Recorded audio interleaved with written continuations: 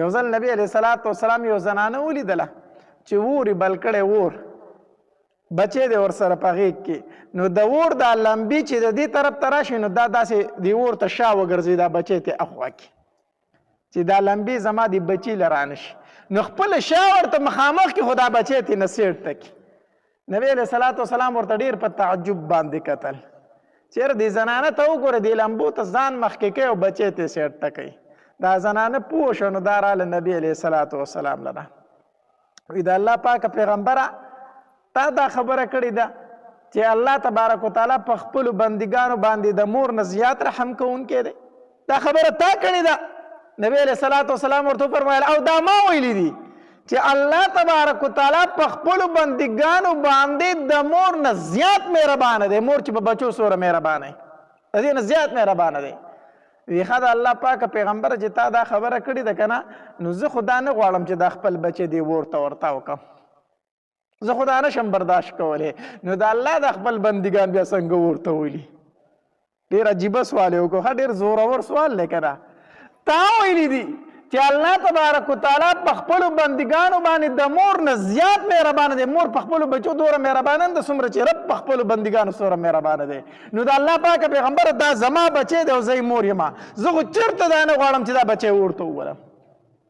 نو بیا الله د خپل بندګانو ورته څنګه ولي دا خبره چې نبی علیه الصلاة والسلام واورېده نو په سترګو کې اوښکې راغلې مبارک سترګو کې اوښکې راغلې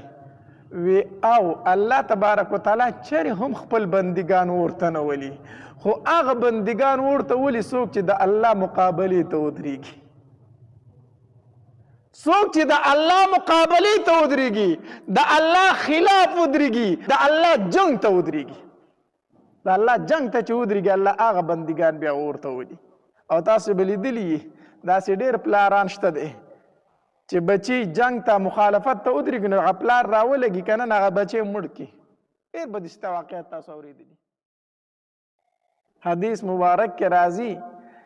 نبی علیه الصلاة والسلام فرمایي الله تبارک وتعالی 100 حصې د رحم پیدا کړي 100 حصې بیا یو حصه رحم د دنیا ته راولېږو د مخلوق دپاره او یو کم 100 حصې رحم الله د ځان دپاره کېښودو د دې وجې نه حدیث مبارک کې راځي الله تبارک وتعالی فرمایي وی زما رحم زما په غضب باندې مخکې دی زما رحم زما په غضب باندې مخکې دی دا نن دنیا کې چې دا مور مهربانه ده په بچي باندې دا پلار مهربانه دی په بچي باندې دا ښځه او خاوند په یو بل باندې مهربانه دي دا یو حصه رحم دی یو حصه رحم حدیث مبارک کې راځي نبی علیه الصلاة والسلام په سفر باندې تو صحابه کرام ورسره داسې یو ځنګل خواته ورسېدو نو یو صحابي و هغه تقاضې ته لاړ دی ځنګل ته تقاضې ته راړو چې واپسۍ کې راته داسې د صادر دا پلیس کې غوټه کړې ده په دې کې ورسره سدي چې راغی نبی علیه الصلاة والسلام ته پوښتنه وکړه لکه په دې صادر په دې پلیس کې دا څه تړلي دي دا در سره څه دي وی د الله پاکه پیغمبر او زه خو تقاضې له دې ځنګل ته تللی وم خو هلته د مرغۍ جاله وه نو په هغې کې د مرغۍ بچي و بس هغه مې ترې راونیولو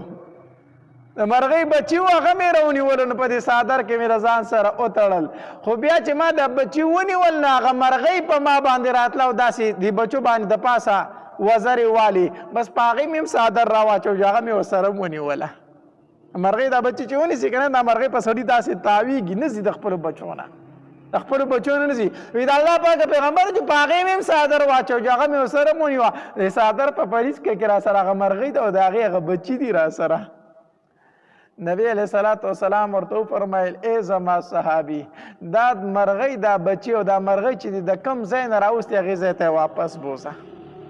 دې مرغۍ دا بچي په خپله جاله کې واپس کړي دلته واپس ووسه هغه صحابي روان شو هغه مرغۍ او هغه بچي هغې جالې له واپس وړو ګوره دې مرغۍ ته پته وه چې کو دا انسان ما ونیسي ما علالۍ خو بچي ورله ده نیولي وو هغې د خپل مرګ پروا نه کوله خپلو بچو له راتله دومره په خپلو بچو مهربانه وه تر مرغۍ نه بچي راونیسه که نه هغه بیا ستانه نه یېرېږي ورنه مرغۍ چې د انسان په کش باندې پوه شي الوځي که نه الوځي الوځي خو چې کله تا د هغې بچي ونیول هغه بیا ستانه یره نه کوي بس تا په دې اوږه باندې کښېني د خپلو بچو له راځي هغه بیا خپل مرګ ګیر کړي دومره په دې بچو باندې مهرباني چې هغې نه خپل مرګ بیا یېري چې یاره دا انسان کو ما ونیسي دی خو ما حلالوي خو د بچو هغه رحم په هغې دومره غالب راشي چې د هغې نه خپل مرګ ګیر شي چې صحابي دا مرغۍ او دا بچي خپلې جالې له واپس وړو نو نبي علیه صلات وسلام صحابه کرامو ته وفرمایل ای زما صحابو دا مرغۍ په دې خپلو بچو څومره مهربانه ده څومره خفه ده پې څومره رحم کوونکې ده وی الله تبارک وتعالی د دې مرغۍ نه چې دا په دې خپلو بچو سره مهربانه ده زیات مهربانه دی په خپلو بندګانو الله تبارک وتعالی د دین زیات رحم کوونکی دی په خپلو بندګانو باندې ډېر زیات رحم کوونکی دی یو ځل نبی علیه صلات وسلام یو زنانه ولیدله چې اور یې بل کړی اور بچی دی ورسره په غېږ کې نو د اور دا لمبي چې د دې طرف ته راشي نو دا داسې د اور ته شا وګرځي دا بچی ته اخوا کې چې دا لمبي زما د بچي له رانشي نو خپله شا ورته مخامخ کې خو دا بچی ته نه سیټ ته کې نبی علیه صلات وسلام ورته ډېر په تعجب باندې کتل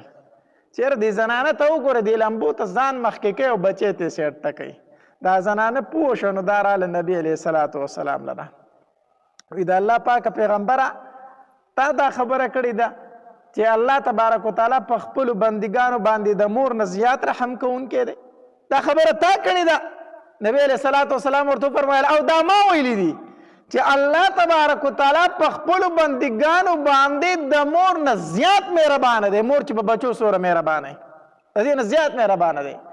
وی ښه د الله پاکه پیغمبره چې تا دا خبره کړې ده که نه نو زه خو دا نه غواړم چې دا خپل بچی دې اور ته ورتاو کړم زه خو دا نشم برداشت کولی نو د الله د خپل بندګان بیا څنګه اور ته ولي ډېر عجیبه سوال یې وکړو ښه ډېر زورور سوال دی که نه تا ویلي دي چې الله تبارک وتعالی په خپلو بندګانو باندې د مور نه زیات مهربانه دی مور په خپلو بچو دومره مهربانه نه ده څومره چې رب په خپلو بندګانو سره مهربانه دی نو د الله پاکه پیغمبره دا زما بچی دی او زه یې مور یم زه خو چېرته دا نه غواړم چې دا بچی ورته وولم نو بیا الله د خپل بندګانو ورته څنګه ولي دا خبره چې نبی علیه صلات وسلام واورېده نو په سترګو کې اوښکې راغلې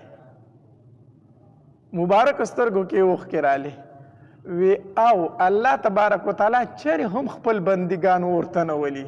خو هغه بندګان ورته ولي څوک چې د الله مقابلې ته ودرېږي څوک چې د الله مقابلې ته ودرېږي د الله خلاف ودرېږي د الله جنګ ته ودرېږي د الله جنګ ته چې ودرېږي الله هغه بندګان بیا ورته ولي او تاسو به لیدلي داسې ډېر پلاران شته دی چې بچی جنگ ته مخالفت ته ودرېږي نو هغه پلار راولګي که نه هغه بچی مړ کړي ډېر بدسته واقعیت تاسو اورېدلي ډېر بچي داسې چې د پلار بېعزتي وکړي د پلار دشمنۍ ته ولاړ وي د پلار مقابلې ته ولاړ وي پلار ته د صرف پلار نه و چې دا پلار وي زه ځان له پلار یې مړه دی پکې چا راوستی دی نو ډېر پلاران رالګېدلي داسې بچي بیا مړه کړي هم دي چې پلار ته پلار نه وي نو چې رب ته رب نه وي خالق ته خالق نه وي د هغه مقابلې ته ودرېږي د هغه خلاف ته ودرېږي د هغه دشمنۍ ته ودرېږي الله تبارک وتعالی بیا هغه بندګان ورته ولي ورنه الله چېرې خپل بندګان ورته نه ولي نو په ټولو کې زیات مهربانه په خپل مخلوق باندې څوک دی الله تبارک وتعالی مونږ چې قرآن شروع کړو د ټولو نه اولنۍ سورت چې د سوره فاتحه ده سوره فاتحه د سوره فاتحه په 2 آیت کې بیا ذکر د رحمان او د رحیم دی الحمدلله رب العالمین الرحمن الرحیم قرآن شروع شوی دی د الله په مهربانۍ سره ګورې زما رب ډېر مهربان ذات دی ډېر مهربان ذات دی نو په مخلوق باندې د ټول نه زیات رحم کوونکی څوک دی الله تبارک وتعالی دویم نمبر په مخلوق باندې ډیر زیات رحم کوونکی چې دی هغه د الله تبارک وتعالی پیغمبران دي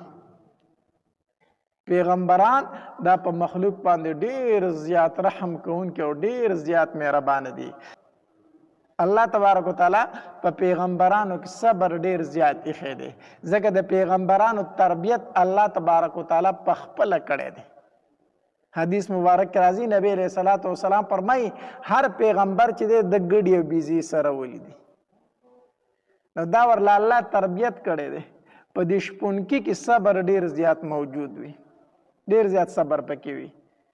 دا ولې دی د بیزو سره عادت شوی وي دا بیزه یو خوا په یو خوا تختی بله په بل خوا تختی بله په بل خوا تختی د ټوله ورځ په یوې بیزې پسې منډې وي په بلې بیزې پسې منډې وي د کنډک ته یې راټولوي دا بیزه د دې نه ده خبر کو زه د کنډک نه جدا شم ما ته نقصان را رسي دا نه پوهېږي د کنډک نه چې جدا شي بس چېرته د ګیدړو د شرمخانو ښکار بشي دا شپنکې پوه دی کو دا د دې کنډک نه جدا شو نو دا بیزه مړه کېږي هلاکېږي د دې وجې نه هغې کنډک ته واپس راشړي د ټوله ورځ په دې بیزو پسې منډې وي یو خوازي بله بل خوازي او دی بیا دې کنډک ته راټولی نو هر پیغمبر بیزې سره ولیدي په هغه کې هم الله تبارک وتعالی د صبر ماده پیدا کړې ده صبر اشمونکیان به تاسو لیدلي دي چې صبر زیات وي که نه اکثر دا ګړې بیزې د خلکو د ځمکو ته پټو ته واوړي نو د ځمکې هغه مالک چې راشي وړوکی هلک به وي او ده ته به هغه کنځلې وکړي او هغه سپکې سپورې به ورته وي هغه بربادي به ورته وي دی ورته هېڅ هم نه وي تاسو به لیدلي که نه د سر ښکته کړی خپلې بیزې روانې کړي دا به ده کې صبر دی ورنه دا وړوکی ماشوم د ده د یوې څپېړې هم نه کېږي د یوې څپېړې نه کېږي خو هغه خپلې بیزې روانې کې ځي د عادت شوي د صبر سره نو د پیغمبرانو تربیت الله هم کړی دی ګډې بیزې سره ولي دې وجې نه چې دا امت هم په شان د دې دی یو به یو خوازي او بل به بل خوازي یو به یو خوازي او بل به بل خوازي پیغمبر ته پته ده چې دی د دې ډلې نه د کنډک نه جدا شو دی هلاکېږي پیغمبر یو رابلي او دې کنډک ته یې راولي د مسلمانانو دې ډلې ته راولي شیطان دی مه جدا کېږه د دې ډلې د مسلمانانو نه ورنه ګمراه به دي کې هلاک به دي کې د مسلمانانو دې ډلې ته راځه او کله کله شپنکې پکې غوسه هم شي یو نیمه بیزی چې ډېر زیات تنګ او دا د کنډک ته نه رسېدی پسې منډې ووي چې خو ډېر ستړی کې وی نیسي که نه بیا یو ګزار ځمکې له هم راپرېږدي وایي ستړی دې کړم خو پیغمبرانو کې الله دومره صبر ایښی چې هغه داسې نه کوي ښه هغوی د خپلو ګډو بیزو سره هم داسې نه دي کړي موسی علیه السلام بیزې سره ولي نو یوه بیزه ته یو چیلی ته وتښتېده موسی علیه السلام پسې منډې وی بس هغه په جاړو کې ننوځي او موسی علیه السلام پسې ننوځي حتی تر دې پورې چې په آخر کې هغه چیلی راونیو ځکه چې ستړی شو د منډو نه ووتو موسی علیه السلام راونیو نو چې وی کتل نو دا چیلی ټول زخمی دی د غنو ډک دی او چې ځان ته وکتل نو په خپل بدن کې هم روغ ځای نشته ټول غنو څیرلی او خوږ کړی دی نو شروع شو خپل ځان ته نه ګوري اول د هغې چیلي نه هغه غني لر کوي هغه غني ترې وباسي نو موسی علیه السلام ورته وویل وی کو په موسی دې رحم نه کوو نو کم از کم په خپل ځان خو به دې رحم کړی و که نه په موسی دې رحم نه کوو نو په ځان خو به دې رحم کړی وګوره څومره دې ځان خوږ کو ټول دې ځان زخمی کو نو اول یې چیلی د غنو نه پاک کو او چې هغه یې پاک کو نو وروسته بیا ځان ته ونښتو نو ځان نه یې غني ویستلې دومره مهربانه پیغمبر ښه دومره رحم کوونکی نو په کوه طور باندې چې ورسره د الله تبارک وتعالی ملاقات وشو نو الله تبارک وتعالی ورته وفرمیل وی ای موسی هغې چیلي ته دې ډېر زیات صبر کړی ښه هغه د دې ډېر صبر کړی و ډېر رحم دې پې کړی و اول دې د هغه بیا د غنو نه پاک کو وروسته دې ځان پاک کو هغې صبر د وجې نه مې درته پیغمبري در نصیب کړه نن دې پیغمبر کومه نو صبر خصیص دی نو په مخلوق باندې د ټولو نه زیات رحم کوونکی الله دی او په الله پسې بیا د الله پیغمبران دي نبی علیه السلام چې کله د مکې والو نه مایوسه شو نو لاړو طایف والو ته وی هلته څه مشران دي هغې ته به دعوت ورکمه کیدای شي هغې زما خبره ومني کیدای شي زما خبره ومني نو چې د قوم مشران خبره ومني کشران بیا خود مني نو چې مشران زما سره ملګري شي کیدای شي طایف کشران هم زما سره ملګري شي خو چې نبی علیه السلام طائف ته لاړو نو هغې بدبختو په ځای د دې چې خبره یې منلې وې په نبي علیه صلات وسلام پسې د کلي ماشومان ورپسې کړو وی دا لیونی دی په ګټو باندې وولی او د خپل کلي نه وباسئ په کاڼو یې وولی او د کلي نه یې وباسئ نبي علیه صلات وسلام مایوسه شو د طایف نه را روان شو نو د طایف د کلي ماشومان ورپسې شو په کاڼو به یې ویشتل او چغې به یې پسې والې او خندل به نو چې نبی علیه السلام به د کاڼو ډېر زیات تنګ کو که نه نو په ځمکه باندې به کېناستو او دا لاسونه به یې دې سر ته داسې ونیول کله چې په انسان ډېر د کاڼو ګزارونه کېږي نو بېاختیاره دا لاسونه یې داسې اوچت شي که نه دا مخ او سر د کاڼو نه بچ کوي نو نبی علیه السلام به یې داسې یو ځای ته راټول شو او لاسونه به یې داسې کړو دا سر به یې ښکته کړو چې دا سر مې په کاڼو نه لګي نو دکه د طایف مشران به رالو دی به د دې دواړو لاسونو د اوږو نه ونیو وی ودرېږه چې کېنمه چې کاڼي در باندې ښه لګي ته چې کېنې بیا خو دې په ټول بدن کاڼي نه لګي که نه پاسه ودرېږه نو نبی علیه صلات وسلام به یې بیا پاسه بیا به یې ودرو نو نبی علیه السلام روان دی او ماشومان پسې روان دي د نبی علیه صلات وسلام بدن د وینو نه تک سور و پڼې مبارکې د وینو نه ډکې شوې په دې خپو تې وینې روانې شوې نو نبی علیه السلام چې ډېر زیات وارخطا شو نو هلته د یو کافر باغ هغې ته یې ورمنډه کړه او پناه یې پکې واغستله په هغې کې پناه واغسته نو جبري علیه صلات وسلام ورله راغی وی د الله پاک پیغمبر الله ستا حالت ولیدو طایف والو چې ستا سره څه وکړو الله تبارک وتعالی هر څه ولیدلو زما سره د غرونو فرشته راغلي ده او زما سره په خوا کې ناسته ده هغه اجازت غواړي چې د پیغمبر ته ووایي چې ما ته حکم وکړي چې زه دا دوه غرونه په دې طایف والو باندې یو ځای کړم چې دوی په منځ کې ومږم چې مخ د ځمکې ته وزګار کړم دوی ستا سره ډېر ظلم وکړو الله هر څه ولیدل نبی علیه صلات وسلام ورته وفرمایل وی نه زه خیري نه کومه خیر دی دا زما امت ته نه پوهېږي پوه به شي اللهم اهد قومي فانهم لا يعلمون الله زما د امت ته هدایت وکړه دوی نه پوهېږي که دوی پوهېدی نو زما سره به یې داسې نه وکړي خو دوی نه پوهېږي زه ورته خیري نه کومه مه هلاکوه جبریله خیر دی که دوی ایمان نه راوړي د دوی کشران به ایمان راوړي د دوی بچي به ایمان راوړي نن هغه طایف ته که نه لاړ شه ټول مسلمانان دي هغې طایف والو بیا ایمان راوړو که نه خیر دی که دوی نه پوهېږي نبی علیه صلات وسلام چېرته بد دعا نه ده کړې چېرته خیري نه دي کړي ها څه پیغمبران داسې دي چې د هغې د صبر هغه لوښی ډک شوی دی د صبر هغه پیمانه سر ته رسېدلې ده او ناامیده شوي دي د خپلو امتیانو نه نو هغوی بیا خیري هم کړي دي نوح علیه صلات وسلام خیري کړی وي رب لا تذر علی الارض من الکافرین دیاره الله د دې کافرو نه په مخ د ځمکه ولاړ کور پرېږمه د الله خیري وکړي عذاب پرې راغی او بیا هم دومره مهربانه و چې قوم به یې تباه شو نو ټول عمر به یې جړل خفه به و ما خو ډېر پوه وکړی خو تاسو نه منله نو تاسو نه منله ما خو ډېر پوه وکړی خو تاسو ونه منله نو د الله د رحم نه به نه امیده کېږي د الله نه به د رحم سوال کوي الله تبارک وتعالی په خپلو بندګانو ډېر زیات مهربانه دی دا واړه واړه ګناهونه چې راته الله معاف کړي دا په الله په موږ باندې څومره رحم دی خپلو سترګو ته وګورئ که نه د موبایلو ته موږ مخامخ کړي دي څومره ګناهونه رانه د سترګو نه کېږي نو موږ د سترګو نه څومره ګناه کېږي د موبایل کې څومره بد نظري کېږي که چېرته په دې باندې موږ الله نیولې او دا ګناهونه یې راته نه معاف کولې د دې عباداتو سره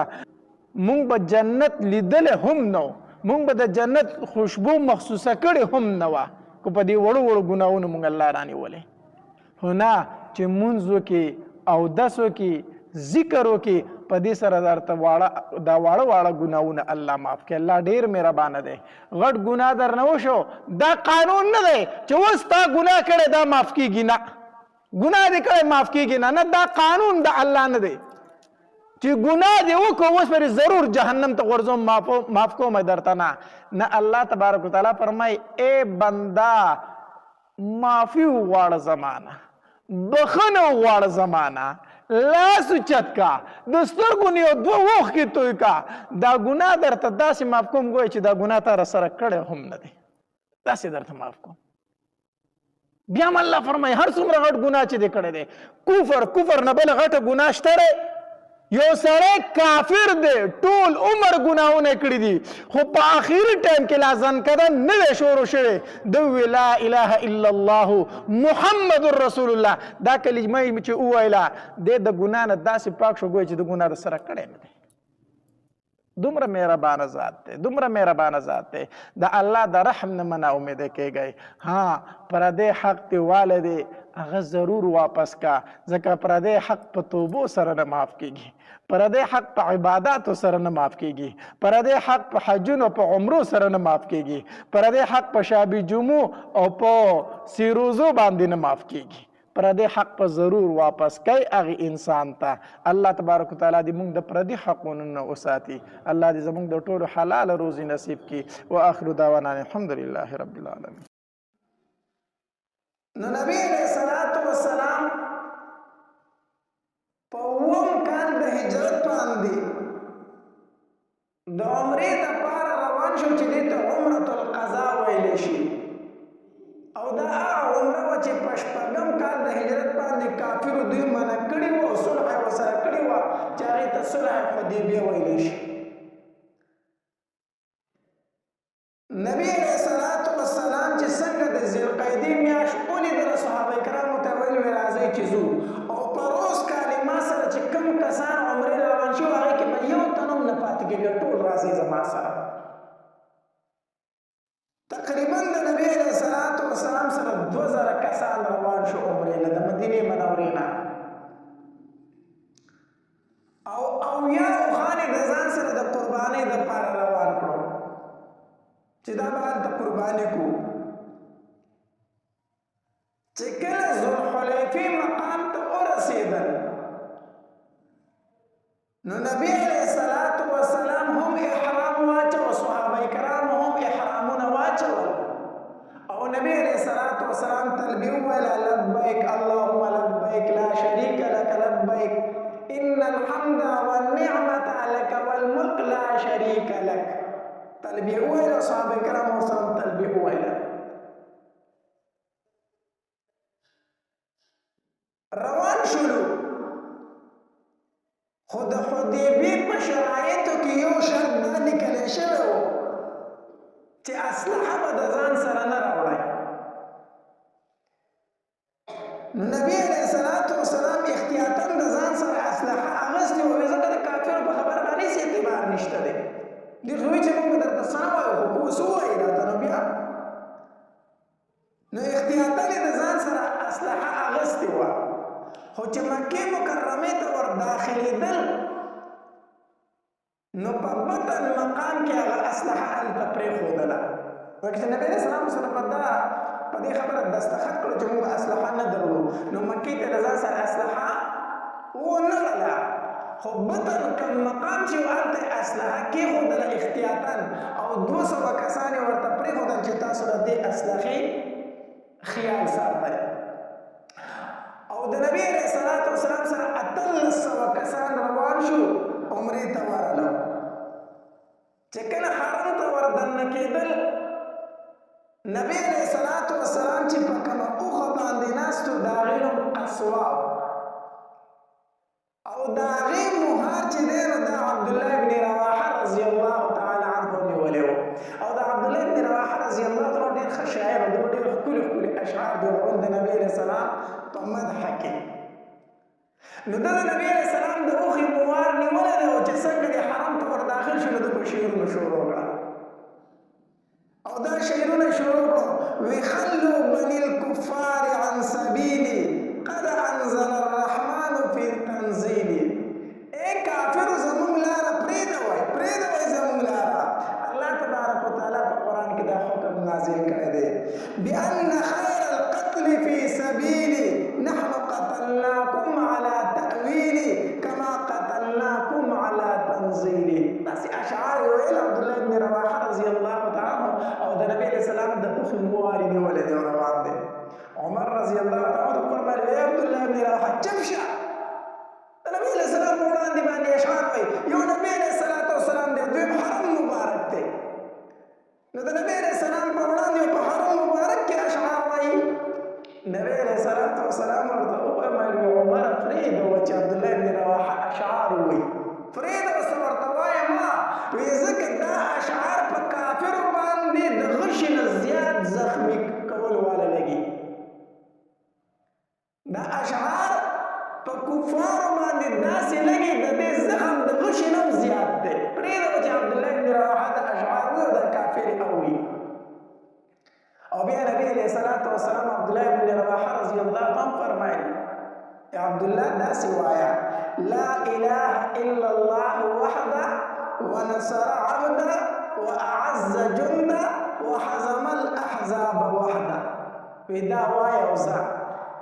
عبدالله بن رواحه رضی الله عنه دا الفاظ په تیزه تیزه ویل شروع کړو او اتلس صحابه کرام سره په چغه باندې وایي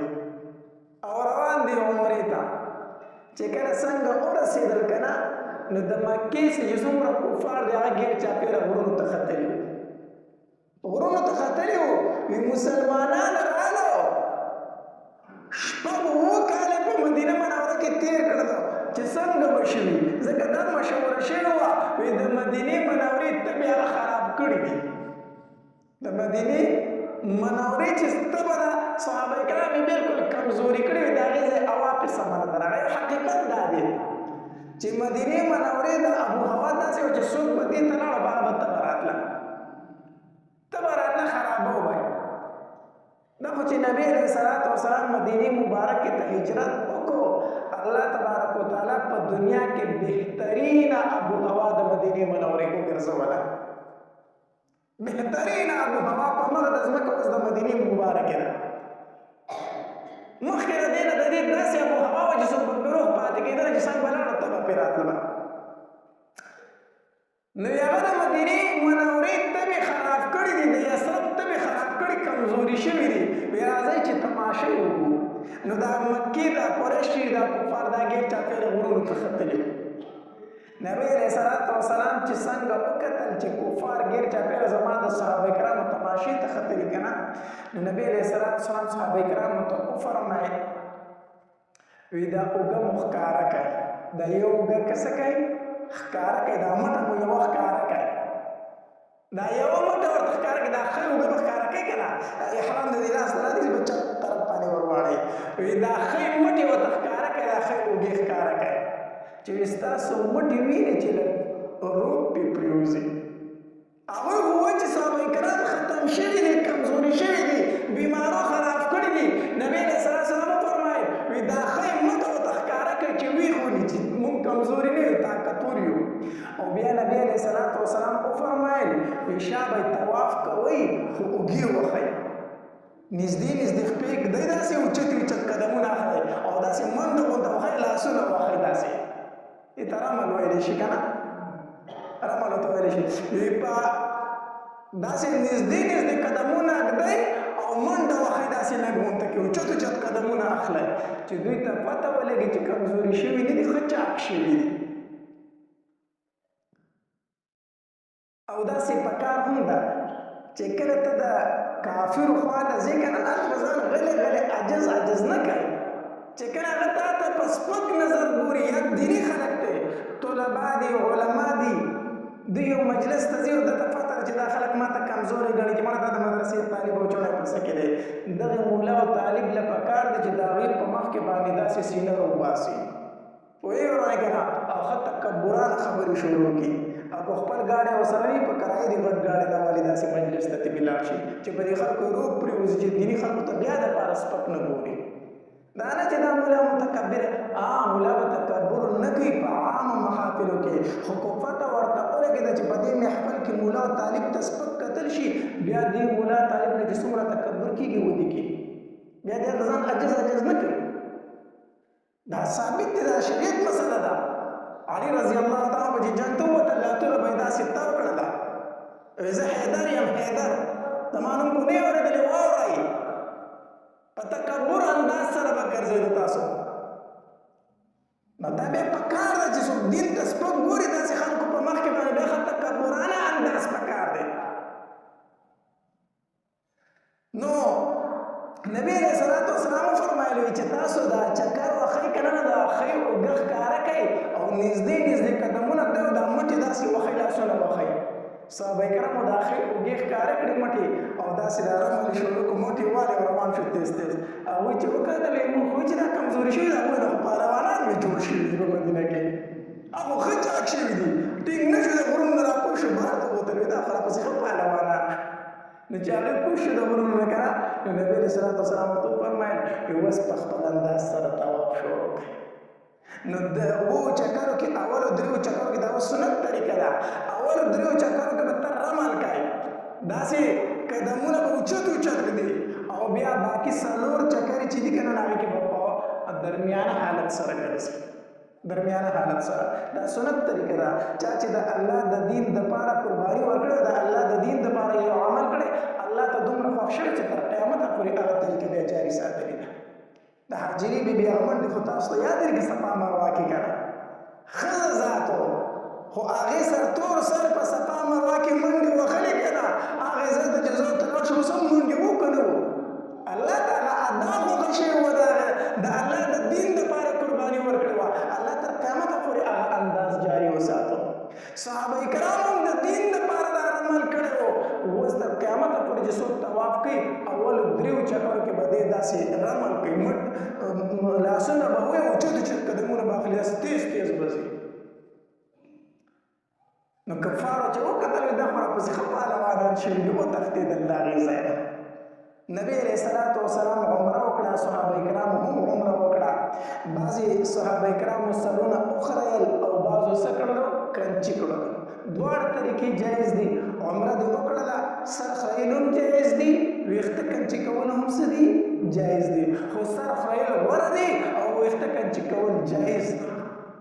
نو په عمره باندې اثر د دوه د وجنا نه پریوزي په عمره کې هیڅ فرق نه راځي په وخت کې کنچی کوم او په وخت کې اخرل هم یو حل دی یو قصر دی دوه جایز دي نو بعض صحابه کرام سرونه اخرل او بعض ویخت سکړلو کنچی کړو الله تبارك وتعالى آياتنا نازل له لقد صدق الله رسوله الرؤيا بالحق لتدخلن المسجد الحرام إن شاء الله آمنين محلقين رؤوسكم ومقصرين نبي الإسلام خوب لدركنا تمو عمره وكنا زمان بعضي منكروا سرونه وخرائل وبعضوا سكرلو کنچی کړلو نو منافقین بیا پشپغم کال د هجرت وی صلح حدیبیه کې وی چې موږ عمره وکړه کوم دا خو د لارې نه واپس کړو عمره وکړه نو په ووم کال باندې عمره وشو الله تبارک وتعالى فرمایل د الله پاک پیغمبر استغفر خو مې رښتینه کوم عمره خو وکړه او بعضې ملګرو سرونه وخړل او بعضو څه کړلو کنچی کړل ستا خوب د الله پاک پیغمبر ما رښتینه کو او د خوب دا خبره هم ده چې خوب د اولید دا لازمه نه ده چې سبا له ته د هغې تعبیر وینې پوهېږه ورګه خوب کله ناکله تعبیر زر ښکاره شي او کله کله پکې کلونه ولګي او بس د کلونو بعد هغه خوب تا ته ښکاره شي نو کله پکې ټایم لګي او کله زر هغه خوب سړي ته ښکاره شي بهرحال نبی علیہ الصلوۃ والسلام چې عمره وکړه صحابه کرام عمره وکړه کوم 200 کسان چې نبی علیہ الصلوۃ والسلام اصلحي تفریح بیا هغې ته وویل اوس تاسو لاړ شئ عمره وکړئ بیا هغې راغله هغې عمره وکړله چې کله عمره وکړله نبی علیہ الصلوۃ والسلام پکې د میمونه رضی الله تعالی عنها سره نکاح وکړله مقام صرف کې نبی علیہ الصلوۃ والسلام د میمونه رضی الله تعالی عنها سره نکاح وکړه چې دا غي سره نکاح وکړه بیا نبی علیہ السلام په مکه کې څورځي ایثار شو نو چې 3 ورځې سم پوره شي کنه نو د مکه مشرکین په سوال جواب راولېګل وی تا ته موږ 3 ورځې ټیم درکړو هغه 3 ورځې ستا پوره شي د مکه نه وځه خپل ملګری او تر مکه نه سکه وځه نبی علیہ الصلوۃ والسلام ورته فرمایل کومه له لږ ته مهلت راکې کنه ما د میمونه سره نکاح وکړه زه به تاسو له ولیمه وکم زما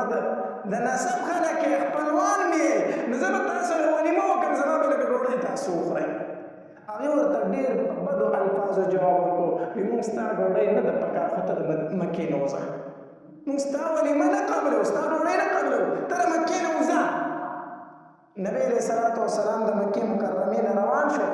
او بیا چې کله مقام صرف ته راغی کنه نو هلته نبی علیہ الصلوۃ والسلام دعوت د ولیمې وکړو د میمونه رضی الله تعالی عنها نو ګوره نکاح په مقام صرف کې وشوله، بیا ولیمه هم په مقام صرف کې وشوله. او اتفاقی خبره دا وه چې د نبی علیه الصلاة والسلام د رحلت نفس میمونه رضی الله تعالی عنها راتله مکې ته د مدینې منورې نه، او په دغه مقام صرف کې ناجوړه شوه او هلته وفات شوه. هلته مقام صرف کې بیا وفات شوه. هلته اوس قبر مبارک هم دی د مدینې منورې نه 100 کیلومتره پس چې راشي که نه، نو دغلته کې یو ځای د چاردیوالي تېنه تاو ده. بعضې کسانو پرې لیکلي هم دي چې دا د میمونه رضی الله تعالی قبر مبارک دی. نو نکاح چې کوم ځای کې شوی و هلته ولیمه مقام صرف کې وشوه، او اتفاقي خبره به دا وه چې هلته وفات شو، هلته دفن هم شوله میمونه رضی الله تعالی. کله نبي علیه الصلاة والسلام د مکې مکرمې نه راوته که نه، نو د حمزه رضی الله تعالی عنه وړه لور وه یتیمه، هغه راله نبي علیه الصلاة والسلام نه تاو شوله او یا عمي یا عمي اوازونه یې کول، ای زما تره ای زما تره. نبي علیه السلام نه تاو شوی وه، نبي علیه السلام یې نه پرېښودو. دا ترې نبي علیه السلام ته څه کوي چې یو خو ترې مشر موږ مشر سړي ته تره وایو که نه، او دویم دا دی چې دا نبي علیه السلام د حمزه رضی الله تعالی رضاعي رور و که نه،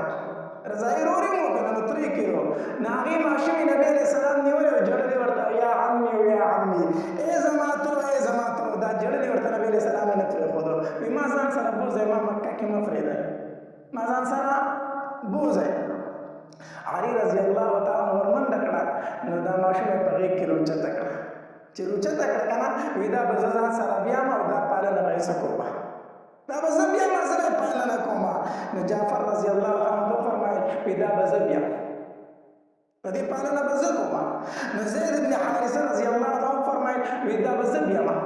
په دې پالنه به زه کوم. نو درې صحابه کرامو د درې واړو پرې جګړه شوه. علي رضی الله تعالی ویل وایي دا خو زما د تره لور ده، حق ما ته حاصل دی، زه به یې پالم، زما حق دی چې زه. جعفر رضی الله تعالی ته وفرمایل وایي زما هم د تره لور ده، او دویم دا دی چې د دې خاله زما په نکاح کې ده، د دې د مور خور چې کومه ده زما په نکاح کې ده، زه حقدار یم، زه به یې پالم. او زید بن حارثه رضی الله عنه ته وفرمایل وایي حمزه خو زما اسلامي رور، حمزه زما اسلامي رور، زه یې تره کېږم، نو زه به یې پالمه. ګوره دا د صحابه کرامو مینې محبت ته د یو بل سره ګوره. حمزه رضی الله تعالی شهید شوی په جنګ بدر کې، په غزوه احد کې، او شهید شوی په غزوه احد کې. هېڅوک نه و، یتیمه ماشومه وه. پر دې ماشوم څوک راغلی و چې زه به یې کفاله کومه. د دریو صحابه کرامو کې جنګ دی، یو وایي دا یتیمه به زه پالم، او بل وایي زه به یې پالم. نبی علیه الصلاة والسلام نه فیصله راغله. نبی علیه الصلاة والسلام ورته وفرمایل دا ماشومه به جعفر له ورکړو. دا به چا له ورکړو؟ جعفر رضی الله تعالی حقدار دی، دا به هغه له ورکړو. وایي علي دا درته ورکړه. هغې ویې ولې د الله پاک پیغمبر مونږه؟ نبی علیه الصلاة والسلام ورته وفرمایل وایي د دې خاله چې د ترور چې د هغه د جعفر په نکاح کې ده، او خاله په مثل د مور ده، خاله په مثل د څه شي ده؟ د مور ده. څنګه حق چې د مور دی، داسې حق د مور د خور هم دی. نو د جعفر په نکاح کې د دې ترور د هغه د دې ښه کفاله کولی شي. په دې کې یو صحابي نبي علیه الصلاة والسلام له راغی که نه، وایي د الله پاک پیغمبره زه ستا سره جهاد له ځمه. نبي علیه الصلاة والسلام ورته وفرمایل وایي لاړ شه د مور خدمت وکړه. وایي د الله پاک پیغمبره مور خو مې مړه ده. نبی علیه الصلاة والسلام ورته وفرمایل وایي ترور دې ژوندۍ ده، د مور خور دې ژوندۍ ده، او وایي د الله پاک پیغمبره خاله خو مې شته. وایي لاړ شه د هغې خدمت وکړه، هغه په مثل د مور ده، هغه په مثل د څه شي ده؟ د مور ده. نو کم حق چې په تا د مور دی، مور دې وفات شو، هغه شان خدمت د مور د خور کوه، ښه د خاله هغه شان خدمت کوه، دا په مثل د مور ده. دارنګې پلار دې وفات شوی، پلار دې نشته دی، تره دې موجود دی. نبی علیه الصلاة والسلام فرمایي العم سن ابیه، تره چې دی دا په مثل د پلار دی، د پلار کم حق چې په تا باندې د پلار دی، دغه حق په تا باندې د تره دی. تره خو پلار دی،